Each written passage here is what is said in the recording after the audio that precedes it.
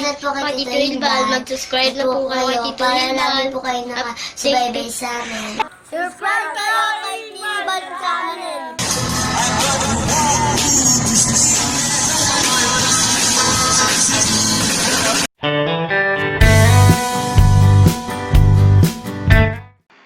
Hello mga manoy, hello mga manay, magandang araw po sa inyong lahat.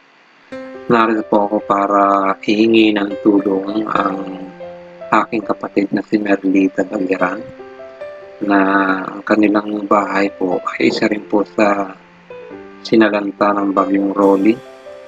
Sila po ay nakatira doon sa Uwas sa Iraya Norte, Uwas Albay, kung saan halos ang buong bayan ng Uwas ay lubog sa baha. So, inihingi po ng tulong ang aking kapatid gawa ng yung kanyang bahay ay talaga pong nasira ng bagyong Rolly. Isa pa po, wala man lang silang nailikas na gamit. Kaya yung mga gamit nila ay talagang lubog sa baha.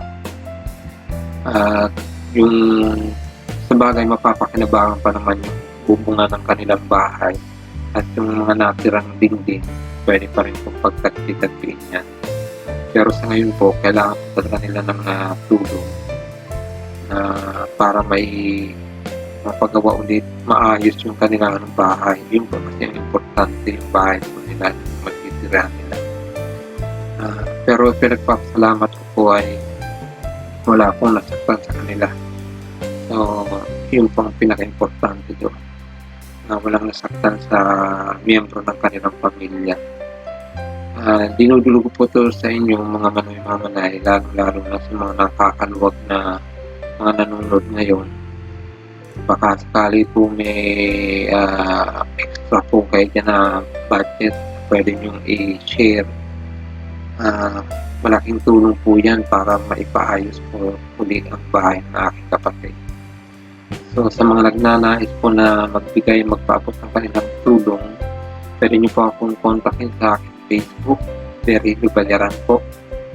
Yan po ang aking mail. At yan din po ang gagamit ko sa aking messenger. Pwede nyo po akong kontakin dyan.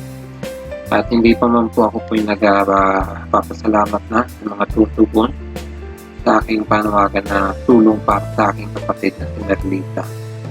Maraming salamat po at patnubayan po kayo ng aking pong may kapal.